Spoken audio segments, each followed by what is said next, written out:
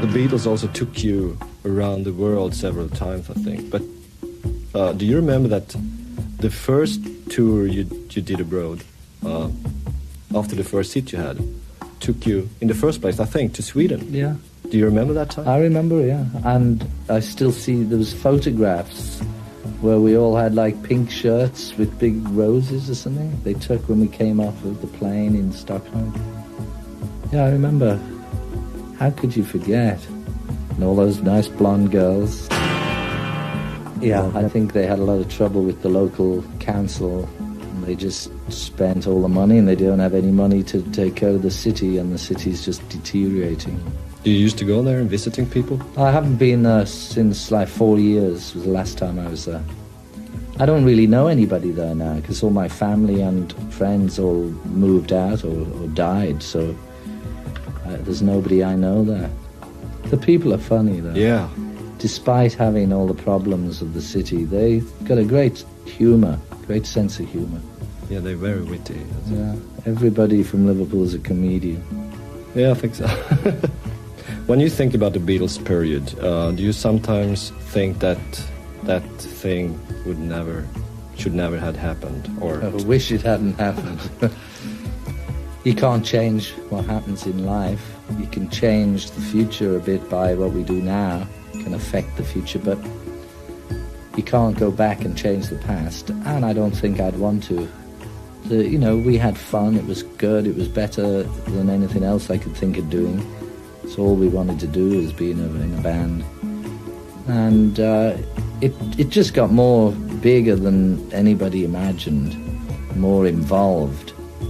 And sometimes it took the fun away by being too much business or whatever. And I think when we got so popular, we couldn't hear our music anymore because of the noise of the people. So it spoiled us from being musicians like that, like working musicians. But basically, I don't think you'd want to change it. It was okay. So you don't want to switch with the guy next door from your Liverpool neighborhood area? No. It's been a hard day's night. Well, you have to consider that when we did it in 1967, the most amazing thing about Sgt Pepper is that we only had a 4-track tape machine. And nowadays everybody has 24 at least, or some people have 48. And I think with the old technology, that's why it was so amazing. A lot of the sounds on it we had to invent, make them up. So I think a lot of the album is very, very good for that time and still sounds okay now. But I don't think every song on the record is brilliant. I think a lot of it is very, very good, and some of them are certainly unique. But it was quite a good record. But my personal favourites are more like Revolver and Rubber Soul. I like that period. Do you used to listen back to the old Beatles albums? Usually by the time you've finished making a record, you don't want to play it. You just heard it so many times. But I did play some of the old Beatle ones because the CDs came out. And there were so many people talking about whether the CDs sound the same or not. And so I got a CD player and I listened to some of them just to see what it was like. But normally I don't play those old records. So how do you like them, the CDs? Well, I think the old ones, the old ones were only made mono, and so they sound more or less just like they were. They're not going to sound any better. I don't think so. But as the technology got better, I think like by now they got the white album out, and that sounds I think a bit better because by that time we were on maybe 8-track machine. So we'd progressed and we had a bit more equipment to get better sounds. So the CDs, I think maybe by the time it gets to Abbey Road, maybe that should be the best one. Even if Lennon and McCartney wrote most of the songs during that period for the Beatles, when you hear this song on your new album, one can think that Oh, it was George Harrison that invented that kind of sound for the Well, Beatles. I wouldn't say I invented it. I definitely didn't invent it, but the Beatles were 4 people. And because John and Paul did the most songs, you know, everybody presumed that they did everything. I mean, sometimes, you know, I think they forget, you know, just how much everybody else was involved. But, you know, we all gave a lot to the group, and the sound of the group was made up by the 4 of us. So naturally, I think it's naturally that if, you know, if I play guitar in a certain manner, it can sound like the Beatles, especially if Ringo's drumming on it at the same time. Back then, long time ago in Grafton. When we was Fab. Do you see your albums and your songwritings as reports from George Harrison's different phases of life? Or? Sometimes they are. I think if you go back through all the music, then the songs reflect the different things that I've been going through. I think for most people, usually. But on this record, there's some songs that came from the period between this album and the last album. Can you make clear why you have kind of not left, but left it out a bit, the religious stuff from this Cloud 9 album, if you compare it to the older well, ones? it's not really left out. It's just that if I don't talk about it, it doesn't mean it's not still in me. And I think we all go through phases where you discover something, you want to shout about it, tell everybody about it. And as you get older and maybe just more settled down, you know, it's more of a private thing now. And it wasn't a conscious thing to leave it out, it's just the way the record came out. But I think there's still a feeling in the song without maybe forcing it down people's throats. And now it begins to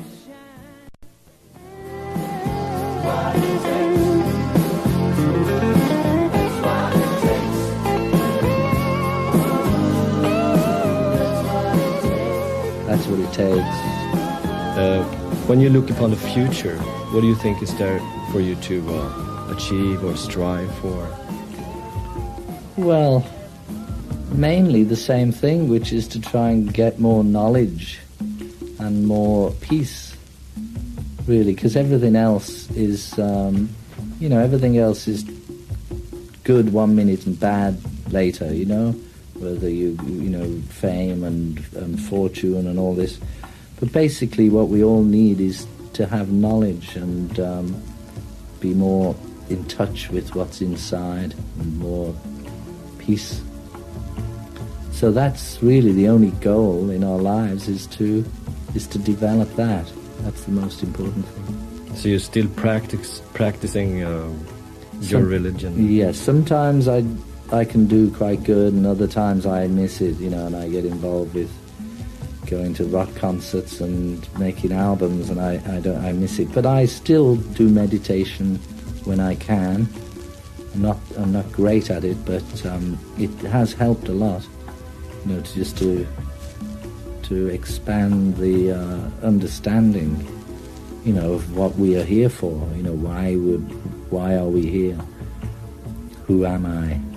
And why am I here? That's really the important thing to ask. You got a lot of spare time in Sweden to do that. All those dark winters, and I'll be sitting at home, chanting and meditating. Will you say that you sometimes lose the touch with that kind of life when you go to rock concerts and have drinks and so forth? Absolutely, yeah. You know, and you can't do it if you're drunk. You know, really. It's like anything that, you know, it's like playing a guitar. If you don't play it, you get out of practice and you lose touch with it. And, you know, it's the amount of effort you put in is equal to what you get back from it.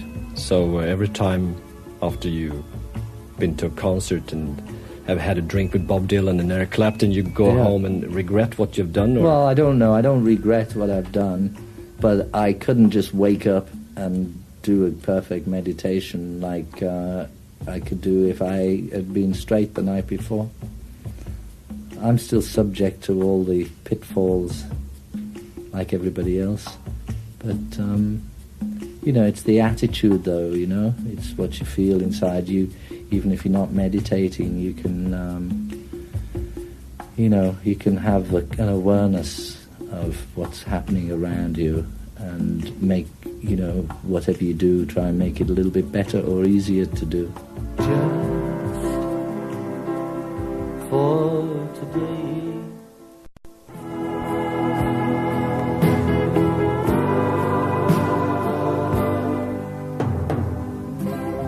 There's one song which is written from this little brochure given out by Alcoholics Anonymous. They have a little thing called Just for Today, and it's supposed to be for people to, to realize that just for today you should live through this day only, not to try and deal with all of life's problems at the same time. And that's just a thing from AA. And I wrote one song called Just for Today, which is about that. But it also has a feeling of some sort of deeper feeling. There's a lot of rock and roll on this album, some noisy ones. Yeah. That's one thing I'm curious about. When you people got together, so to speak, and have the time to sit down and talk, what are you talking about? When you meet with Bob Dylan, Eric Clapton, and Ringo Starr, and all those people? Oh, I don't know. Last night I was talking to Bob about hanging. I just thought it'd amuse him. There's some little book that we found in a bookshop, and it's ridiculous. It's all about hanging and saying, how it's an old book, and when hanging was very popular. And so I gave it to him, and he was just laughing, he's saying, hey, this sounds like a song lyric. A hangman's noose should be 15 feet long, or something, so Eric Clapton was just, talking about how come you were in my car that day when we went to play, when you ended up playing on Guitar Gently Weeps, And then he remembers how we were in a white Mercedes-Benz with Persian carpets on the floor. We just talk about... So it's memories and... Sometimes memories, just whatever is happening at the moment. Sometimes it's just like any normal people, really. Except when you look and see them, they're these very famous faces. So you kind of starstruck, like to hang around with people who are famous? Sure, especially ones I really love. I mean, the people who really mean something to me. It's good. I like to see them. I like to see, like, Ringo's funny little face,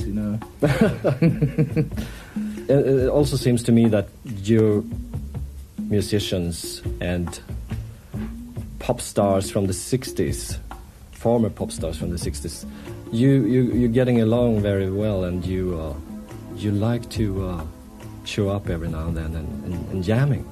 Well, I've not really been, like, some people are very good at jamming, just jumping on stage and playing, but I've always found it very difficult. I found I was very inhibited, maybe because the Beatles were such a big thing that, it made me frightened. When you go someplace, with an audience, everybody just expects magic when you play, and I can't produce that. Eric Clapton, for instance, he played in one band after another, and he played with everybody. He can get on stage anytime and play, because he does it all the time, but I don't do that so often, so it's very difficult, makes me nervous. So you don't practice in between? A little now. I use the guitar mainly, just write some songs. But on last Saturday night, and they just pushed me on stage at the Bob Dylan concert. Oh, they did? And they keep saying, go on, and here's a guitar for you. And I just get so nervous, and I think, if I was in the audience, I don't want to see me, I want to see Bob Dylan. Oh, sure. So I get real nervous. But I went on, and I did one song, How was the reaction from the audience? I don't know. I was just so nervous, or I was just worried about what Bob Dylan was thinking that I didn't notice the audience. They'd write such rubbish in the papers, you know. They try and have to make, you know, everything you do has to have some sort of reason, but it's not true, really. I know Australia's good because there's a lot of space, and it is away from Europe where there's all the, you know, all the missiles and stuff, but I don't believe somebody is going to be that stupid to missile us. Hopefully. I don't know anymore. I would like to say yes, but I don't really know. I know music affects us. Like if you are locked in a room and forced to listen to heavy metal music for 24 hours, it affects your nervous system that you just end up being a wreck. I think some music can make you aggravate you, other music can soothe you, and it can influence your ideas, or it can make you dance. Music can do so many different things, but in the end, I don't know if it can change the world. I think people have to make the change themselves. There's not enough magic that's going to just be able to do it for us. So if we go backwards 15 years, is it? Since the Bangladesh concerts you also made a film out of. Yeah. And that was kind of a political statement, wasn't it? It was to make people aware of a situation that was happening at that time, which was that war between Pakistan and Bangladesh. And it was just to try and get people's attention on it, because they hadn't been given any publicity in the newspapers. They just thought, oh, it's another Biafra. So that was done really to try and make people more aware of the situation, and secondly, if there was some money to be made that could help towards the, you know, because there's always people who are orphaned and homeless and starving when there's a war like that. You think you achieved what you were in there for? Yeah, the main objective was really to make the awareness, and that helped, and I think that was achieved. It made about $45 million to date. But that thing will go on, keeps going every time somebody buys a video or they reorder some records, you know, small amounts, but it's there forever. It had a good effect. You can compare that one to the Band-Aid and the Live Aid project. Were you approached by the people with the Live Aid I wasn't to attend? I wasn't in the country as it happened. I was in Hawaii when that happened. Now, I got back the day the concert came on. But you could compare the two, except the Band-Aid, Live Aid, now there's so much better organisation, and the satellites that you can just cover the whole world in one go. So I think it was able to do much better than Bangladesh, create much more money and much more awareness. There has been a lot of rumors on the Beatles reunion, sort of reunion, because of John Lennon's death. Well, there's no way we can have a reunion with no John. And anyway, even if he was still alive, I don't think anybody would want to do that. I think it's best the Beatles did what they did, and it was finished, and I think it's best left as it is. But every year somebody invents a new rumour. I think the last one was that Julian was going to be the fourth, yes. Yeah. Oh, for the Live Aid thing. I think that's just some, you know, maybe the promoters invent that, think, oh, that'll be good, and they start putting the rumour around. But, so they kind of capitalize on that rumour? I think so. I think they try to embarrass people into doing things that they won't. But we were never really asked. We were never really talked about it. It was just something like I read in the papers, just like you. Mm-hmm. And I heard a couple of weeks ago or a month that one of the DJs at the BBC Radio 1 started a rumour. He did. And he was actually told that it was not true. But he didn't want to go on the radio and say, well, it's what I just said isn't true, so he just left it. So Mike Smith. So there was only Ringo Starr joining you in the studio when you cut the Cloud 9 album? Not Paul McCartney? No. He wasn't there. I think they got an idea because Paul went in the studio to make an album, and I think Ringo just made an album and I was making one, and they presumed that we were making it all together, but it was actually 3 different albums.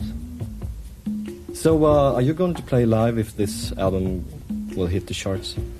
I'm not too sure. It's so long since I've been touring. I've done a couple of concerts, just little bits and pieces, but I don't know, maybe next year, maybe I do some quick little tours. But I couldn't stand the idea of going on the road for like 9 months like some people do world tours. And there's so many other things as well that I'm involved with. I don't think I could afford the luxury of just taking 9 months to go, or 6 months and just go touring. It's too much work. Well, the playing is good.